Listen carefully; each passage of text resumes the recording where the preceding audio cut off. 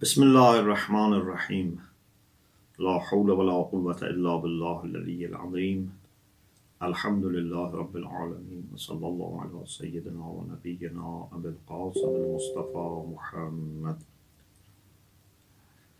وآله الطيبين الطاهرين لا سيما بقية الله في الأراضين عجل الله تعالى فرجه الشريف وجعلنا من أعوانه وأنصاره اللهم أخرجني وأكرمني بنور الفهم اللهم افتح علينا أبواب رحمتك وانشر علينا خزائن علومك برحمتك يا أرحم الراحمين.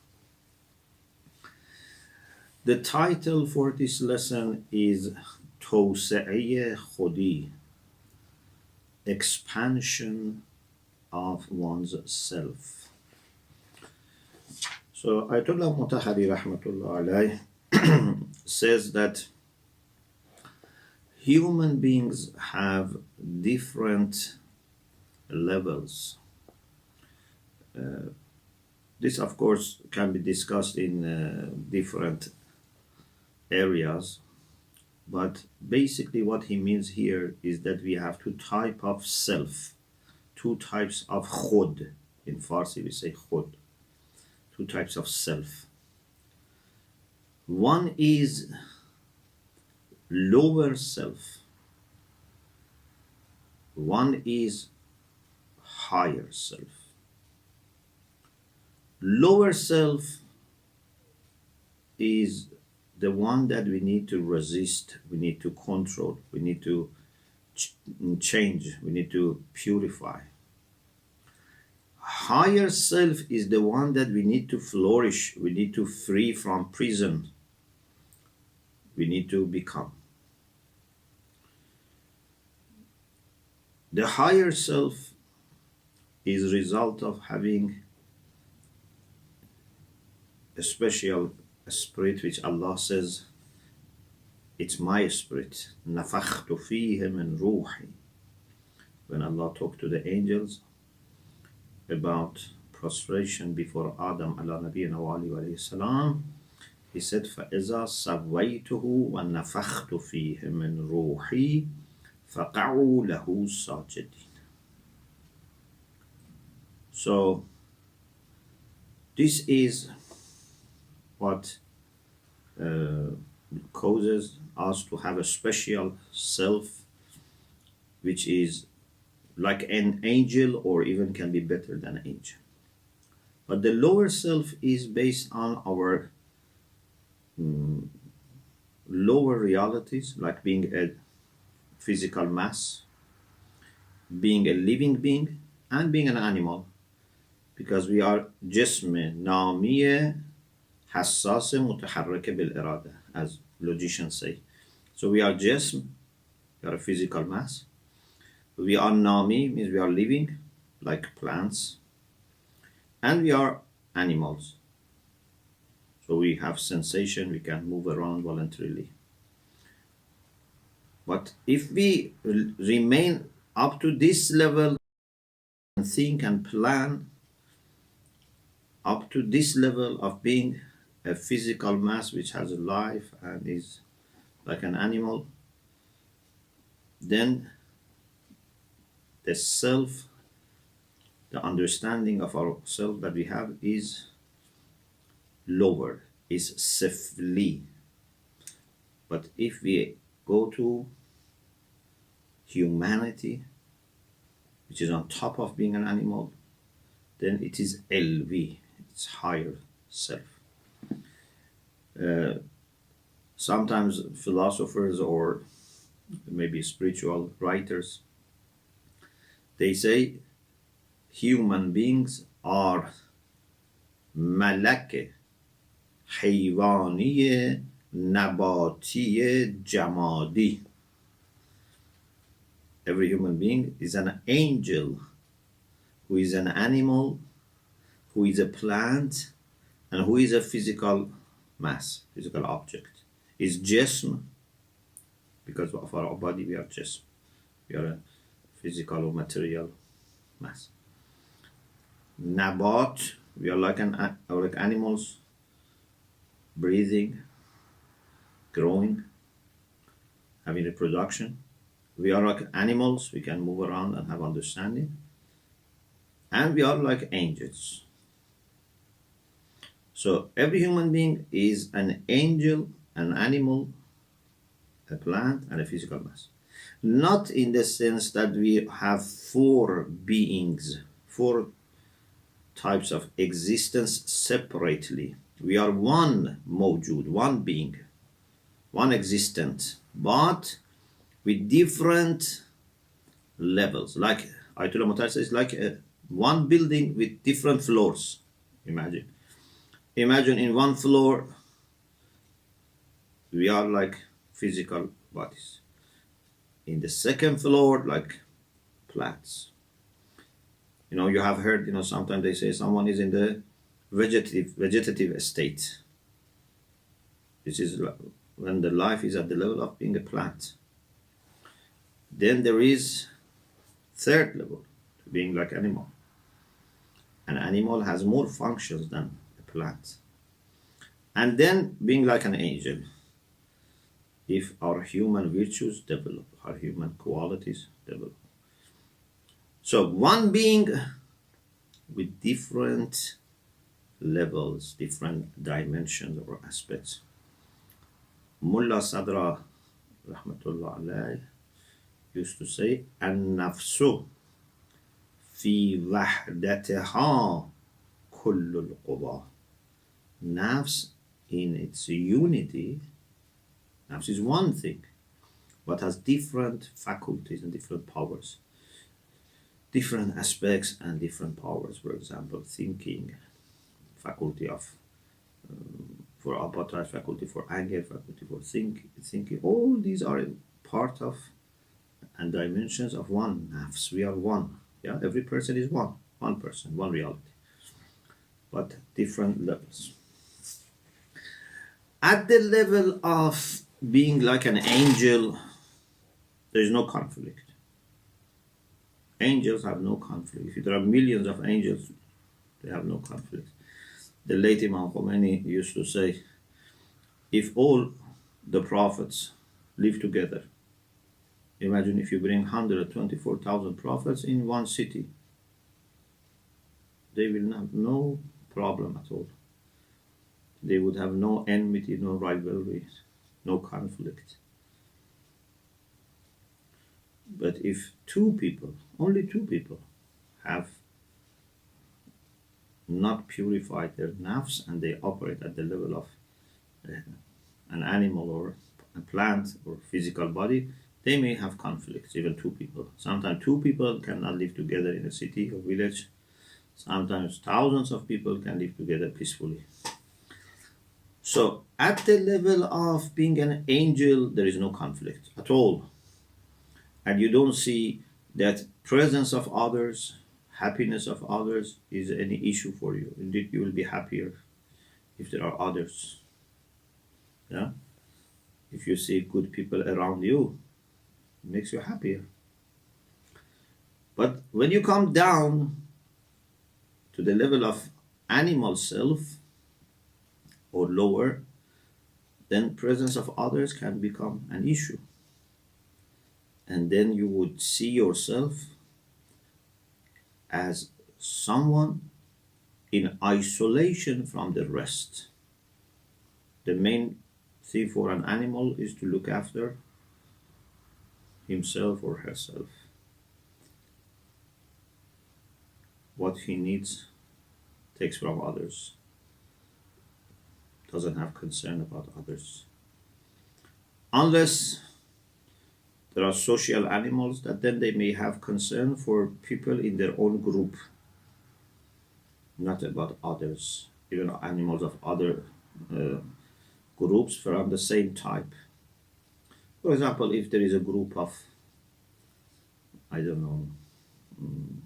elephants living together, they may have concern for each other, but maybe not about other elephants of the world. So, conflicts start when we have not grown into angelic level, into being true human beings, Or in other words, you can say when our lower self is dominant and our higher self is not flourished, is imprisoned. Imprisoned. Molavi says something interesting in one couplet. He says, جان گرگان و سگان از هم جداست. جان گرگان و سگان از هم جداست. Gorg means wolf.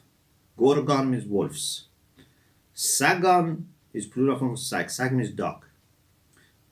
Jan means life, soul. So lives or souls of wolves and dogs are separate from each other.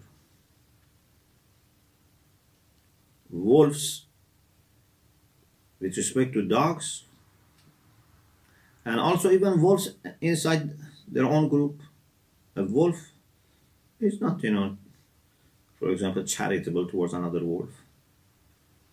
Yes, when they need each other, they can be together, but it's not that they have concern for other wolves, even if they are not benefiting from them. So he says, جان گرگان و سگان از هم جداست. The soul, the lives are separate.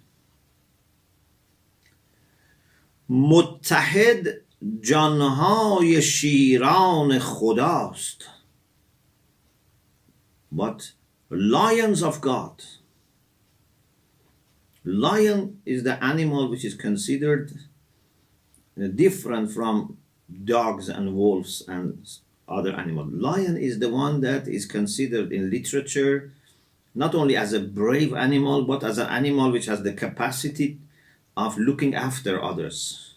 This is why it's considered like a king, for example, because can look after the entire family of the animals, for example. But here, Shiran Khuda, lions of God, refers to true human beings. He wants to say when human beings are like dogs and wolves, they cannot be united. But when they are true human beings, lions of God, then their lives are very close to each other, their souls are united. جان گرگان و سگان از هم جداست.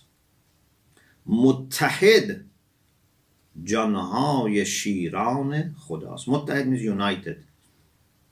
So souls of the lions of God are united, but dogs and wolves are not united. So, what's then the suggestion for unity, for avoiding conflict, or for growing? Because we want to grow. It's not that we just want to avoid conflict. We need to move from lower self to the higher self. One way of doing this is through self-purification, resisting against your lower desires, and growing in your humanity.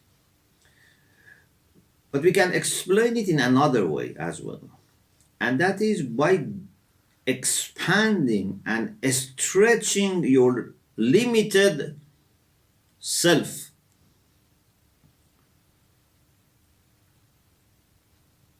A child, Ayatollah Mutahari says, a child may think only about himself or herself. Even a child may look at parents in an instrumental way, in the sense that, my father, my mother, help me, give me this. There was a video clip a few years ago, this must be still there, that a mother asked a child, do you love me? And the child, was maybe, 2 years old, 3, and said yes, and then said, I love you because you give me cookies. The reason for loving is because mother gives cookies. Maybe this is not the case about all children, but it's very natural that a child may think everything is for him or her, and as long as they benefit him, they like them, or benefit her, they like them. But we need to reach the point that we can be more expanded in our vision. One way of expansion is marriage. If marriage is based on just animal desires, on shahawat, again, it's not that much growth. If husband and wife are married just to benefit from each other, just to enjoy themselves, okay, it's better than not marrying. But this is not the whole philosophy of marriage, that you just benefit from each other. Allah subhanahu wa ta'ala says in the Quran, وَجَعَلَ بَيْنَكُمْ مَوَدَّةً وَرَحْمَةً. If we marry in the way that Allah is pleased with, then friendship and mercy will grow between husband and wife.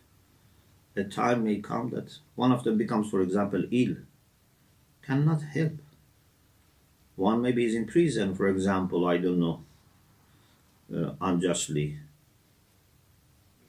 One maybe is traveling and away, but the other one feels still very united, very loyal, very kind. So not because he's enjoying this marriage by benefiting from that person. Maybe he's not benefiting, has to benefit. This is mawadda wa rahmah. If marriage is based on what Allah subhanahu wa ta'ala wants, it has a spiritual impact.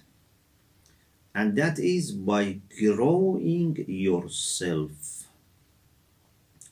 Before marriage, maybe you had grown to include your parents and siblings, for example. And alhamdulillah, many people, I think, they are not that selfish, at least in alhamdulillah, in our communities, in tradition.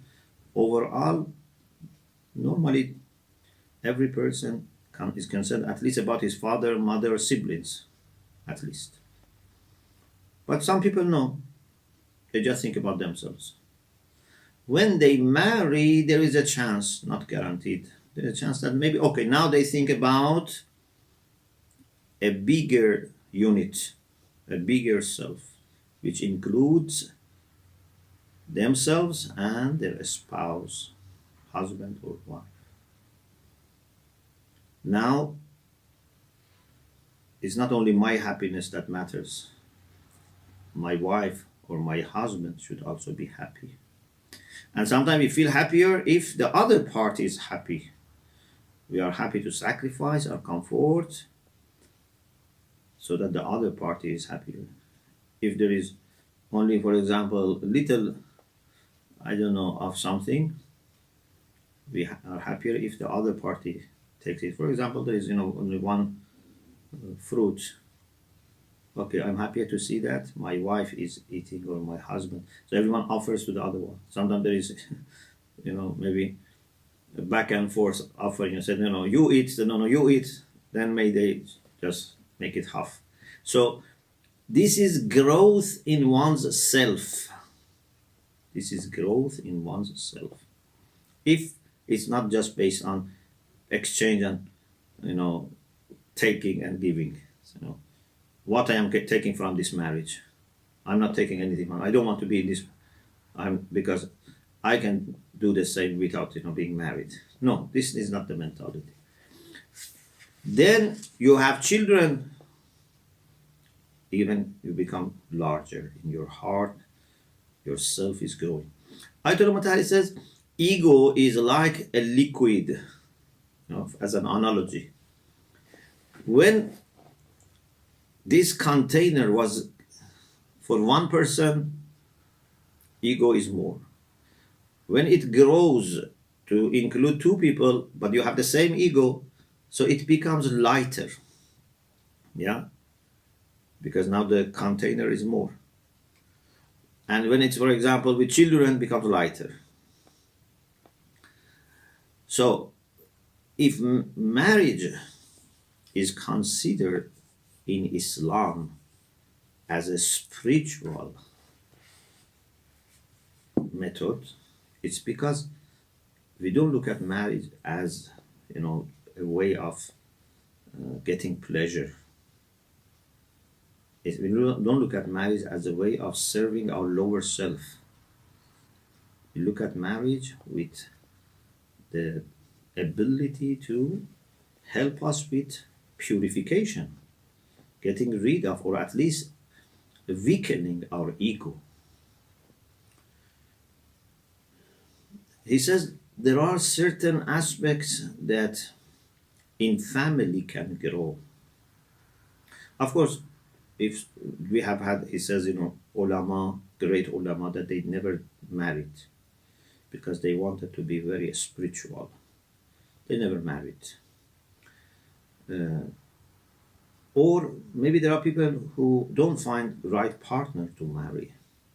Yeah, but generally speaking, Islam encourages us to marry if there are good opportunities to marry people with the same understanding about life.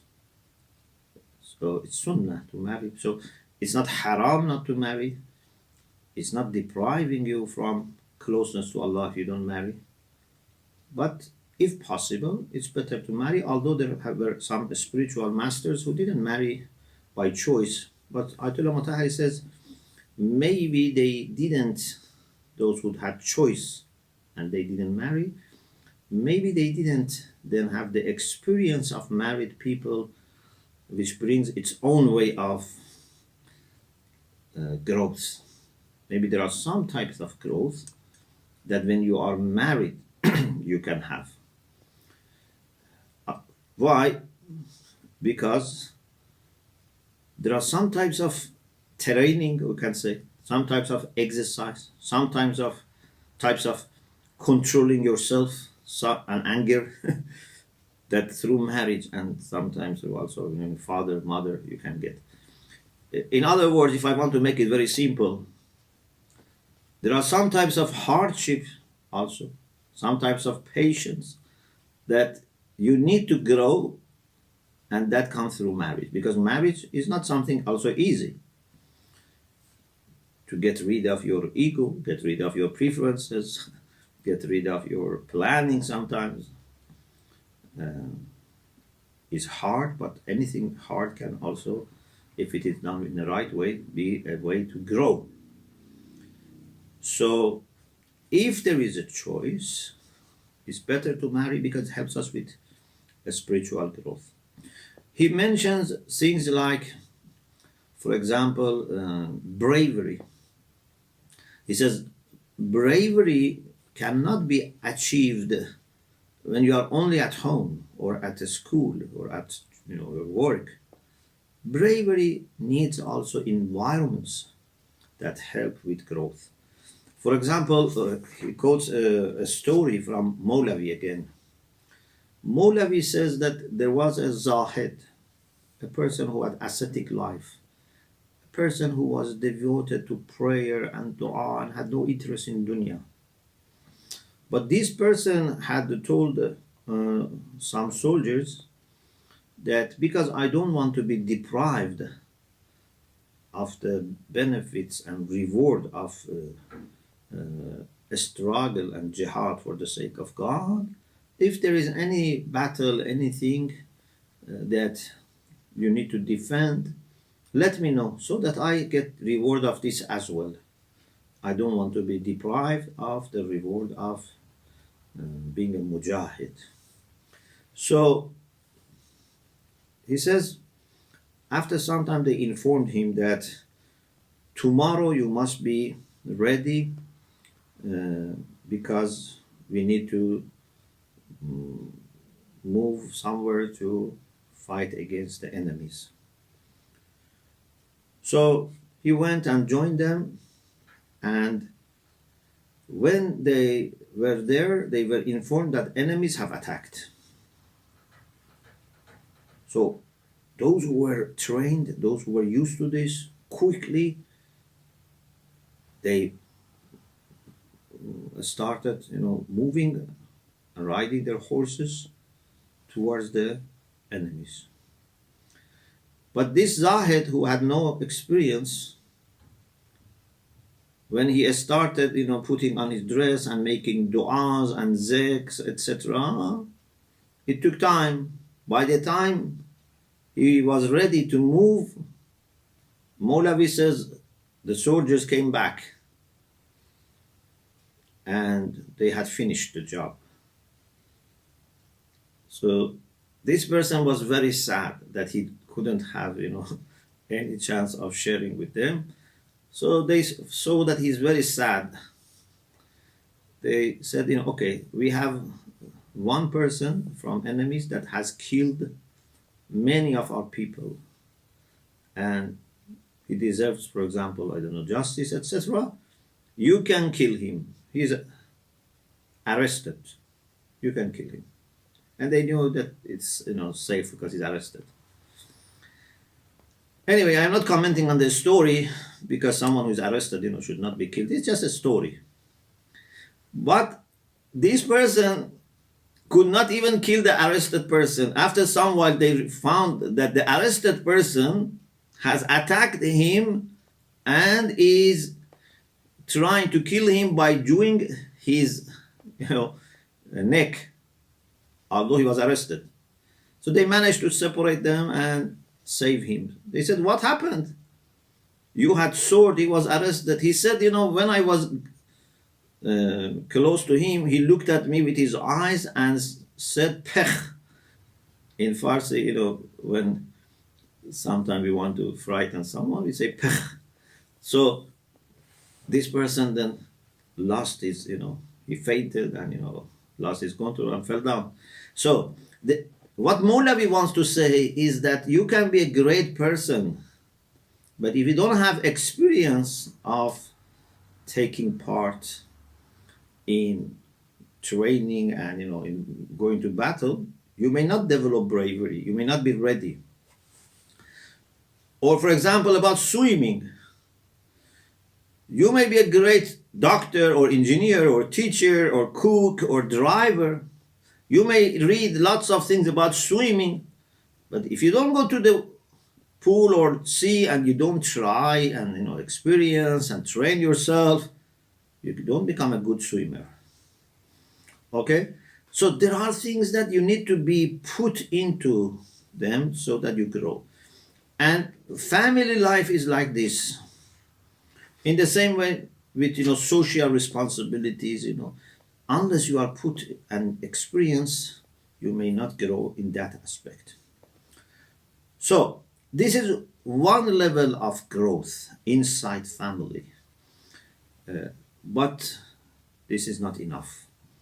Because then if you are limited to this, you may have concern for your family or extended family, but what about others? You may not bother about them. Then one may grow up to tribal self. Okay, all people in our tribe are very important for us. They're like our own brothers and sisters, etc., uncles and cousins, but not others. Okay, this is one level of growth. At least you are thinking about the whole tribe, but because you are excluding others, it's not enough. Then can be about nation. Okay, I'm concerned about my nation. Ayatollah Mutahari says some people are like this. For their own nation, they try to be honest, they don't try not to cheat, they try to look after them, but they don't mind looting other nations for their own nation. They may be very biased and they may discriminate against other nationalities, ethnicities, but for their own nation they try to be good. Okay, this is good that they have grown to include the whole nation. They are honest with their own nation, they don't betray their own nation. any person from their own nation they respect. But this is not enough, especially when it's with the cost for others. Then some people grow to love all human beings. There can be degrees. You may love your father, mother, children more than, for example, other human beings, because that's on top of humanity. But you have love for all human beings. You have concern for all human beings. And even there is no need to be only human beings. We can have love and concern for all creatures, because they are all sacred, all created by Allah. Every creature has a signature of Allah on it. Like every painting has signature of the artist. Every creature has signature of Allah subhanahu wa ta'ala. So you can grow to the extent that you feel united with the whole creation and you have concern for them, and this is what makes you able to get close to Khalifatullah, the vicegerent of Allah on the earth, because vicegerent of Allah on the earth feels responsible for all inhabitants and all the creatures on the earth, and through him grace of Allah is distributed. So in this way our self, our khudi, can grow. We have some questions to answer, inshallah, in the next session. What about human beings who become unjust, who become unethical, who harm others? What should we do with them? Another question is, what about people who are from our own faith, from our own community? What should be our feeling towards them, and how our self should include them? What about doing good things for people then who are not faithful, who are faithless, for example, who are kafir, to be kind to them? What is the situation? Of course, each of these questions need lots of discussion, but inshallah in the next session we will address these issues, and then the first part of the book will finish, because the first part of the book, as remember, was a series of lectures on Ta'lim and Tarbiyat delivered by Ayatollah Mutahhari, and there were 13. We are in the 13th lesson. We finished, inshallah, the first part of the book. Then, inshallah, if Allah gives tawfiq, we start the second part of the book. Alhamdulillah Rabbil Alamin.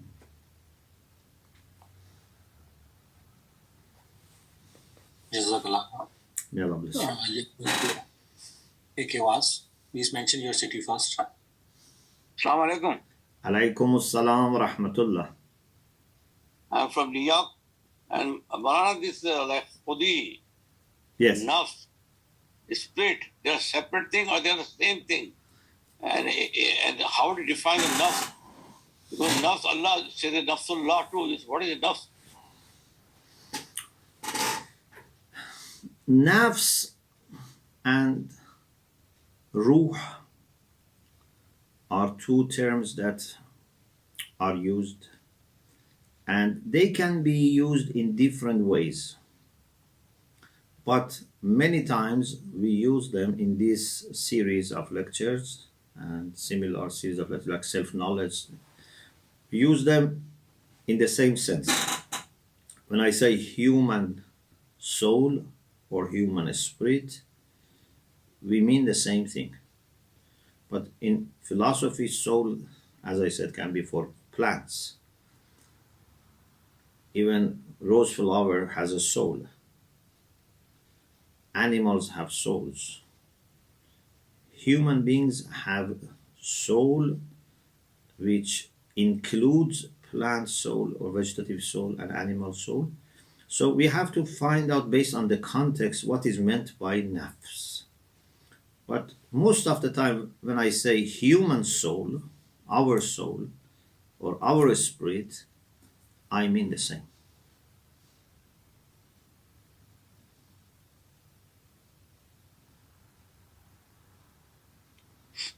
So the khudi and nafs, and they are the same thing? Khudi and nafs? Yeah. So khudi,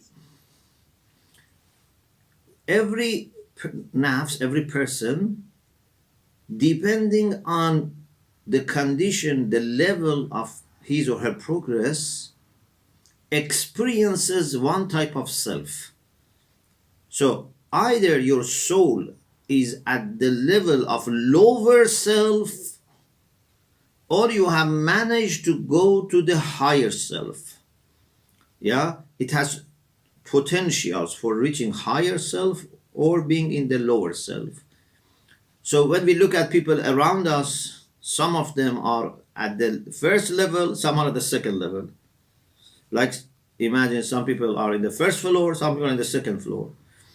So this is the condition of nafs at the moment, either lower self or high. Everyone has the potential for both, but actuality is only one. Either you are here or there.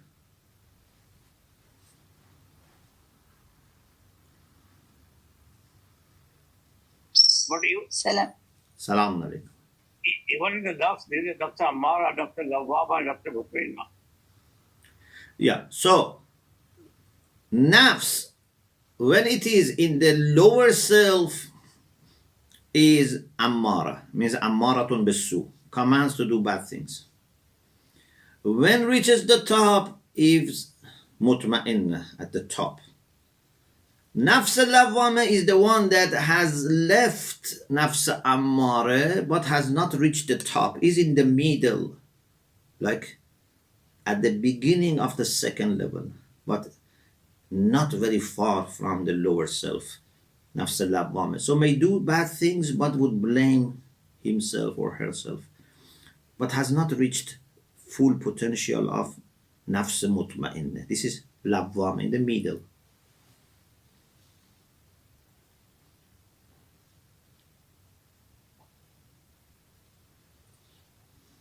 Salam alaikum. Alaykum assalam wa rahmatullah. I'm speaking from Dubai. May Allah bless you, inshallah. Agha, my question is like when we have some certain fixed ideas or we are not ready to move, that is the state of jamadat. Hisse jamadiya. Am I correct? How can we know how will I know that I'm in a vegetative state? And what are the characteristics that will show me that, oh, this is the vegetative state? Now, vegetative state here means you are, for example, God forbid, someone who is unconscious, for example, or someone who has brain death. So it's just doing the basic life activities. Like no movement. No movement with decision. Okay. And another question is, that I'm listening to your lectures on mantaq. So you mentioned the book of that has definitions of many terminologies. So would you kindly give the name of that book? At-Ta'rifat by Jorjani? Yes, I think. Yeah. Yes. At-Ta'rifat by Jorjani. Jorjani. Jorjan is the city in Iran called Gorgan. But if Arabs don't have Gaf, so say Jorjan. I don't know if you have heard the city of Gorgan. So it's northern Iran. So that region has many ulama. So this person is, and he's not from, but he's a respected scholar. So Jorjani. What's the name of the book again, please? At-Ta'rifat. Ta'rif means definition. Yes, At-Ta'rifat. Yeah. This is in English or it is in Farsi? This is in Arabic, but might be available in English. I didn't check. Because very old and classic book, so maybe it's translated. I don't know. So At-Ta'rifat by Jorjani. By Jorjani. Okay, thank you very much. May Allah bless you.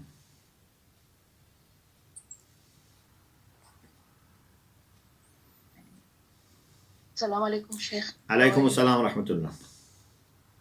I have two questions related to the topic today about how marriage is a means of training your nafs and for self-sacrifice and those things. Yes. One is regarding the ayat of Quran which says that khabisa for khabis, al-khabisina lil-khabisat, and at-tayyibina lil-tayyibat, I think Surah Tawbah. So how come in the world we see that if Allah has designed it, that good people should be married to good, how do we see like people like say Fir'aun and Asiya and Salamullah alayha in this world? And the second is about the ayat in Surah Rum, which you mentioned, that وَمِنْ آيَاتِهِ أَنْ خَلَقَ لَكُم مِّنْ أَنفُسِكُمْ أَزْوَاجًا. So we see, I mean, if Allah is creating mercy between them, sometimes we see that even people who before marriage, while they're courting or dating, engaged or something, they have lots of love. But once they get married, then their egos come into play, and then there are so many disputes and things, and then they end up in divorce or a very bitter family life. Thank you. May Allah bless. So Islam recommends us to marry people who are like-minded or better than us. Yeah. So either they are like us or better than us, so that we can grow.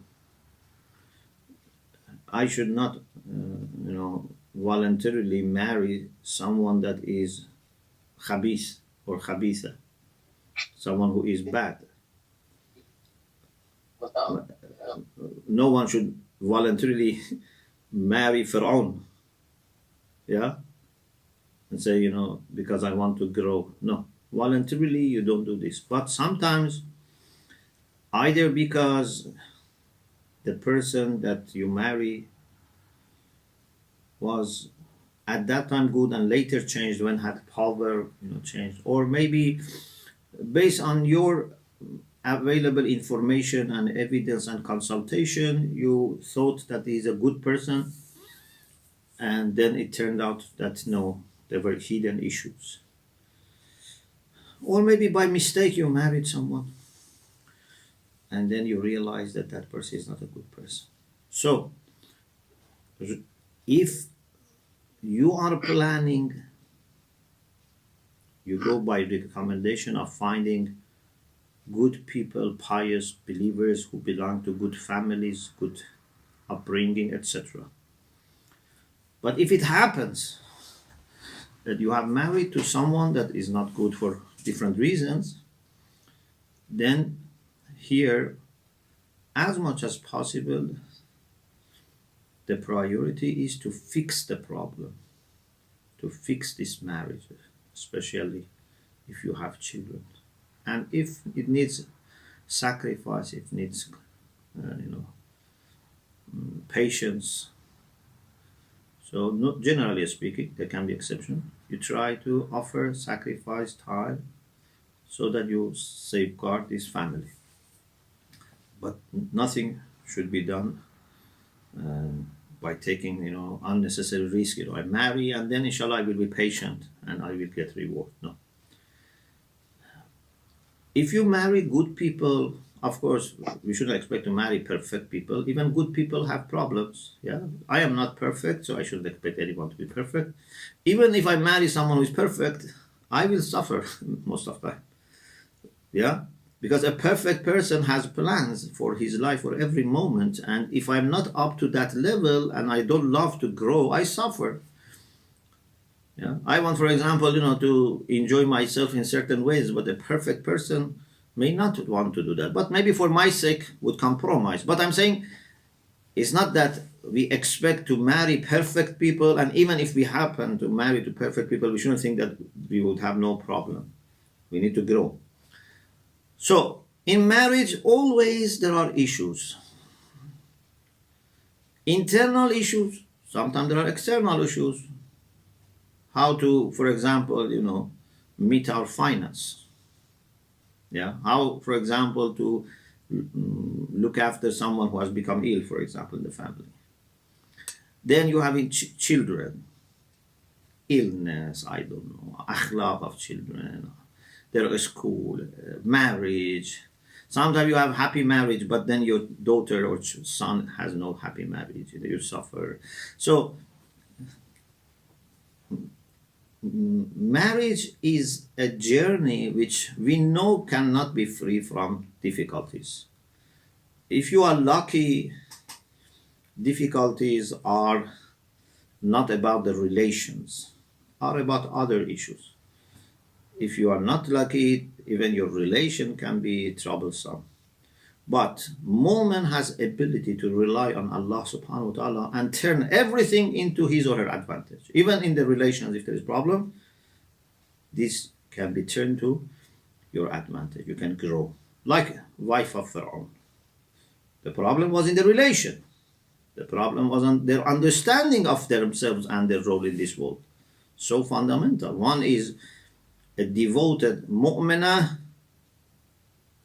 Another person is someone who thinks he's God. Can you imagine any distance more than this? She says, Rabb ibn li indaka baytan fil jannah.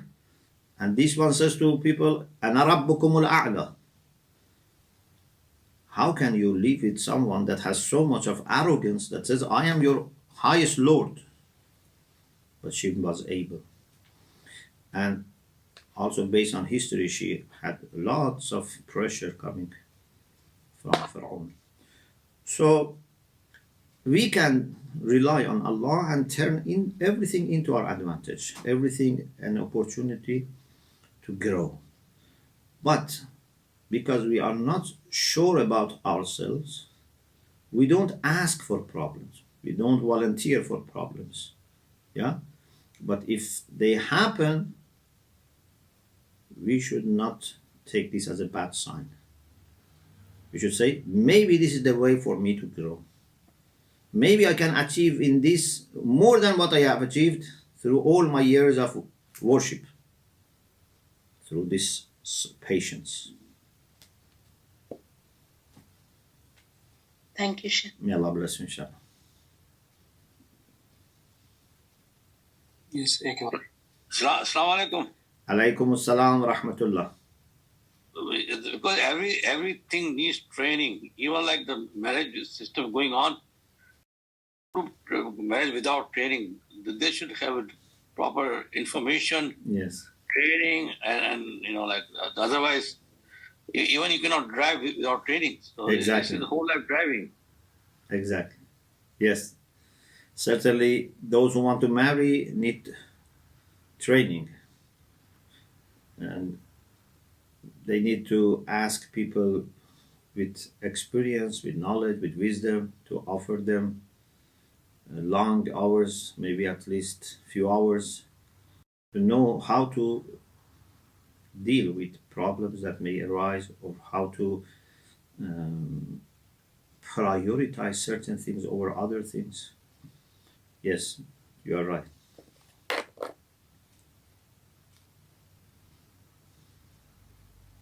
Yes, Rabbi, you can conclude with dua. Thanks. You're welcome.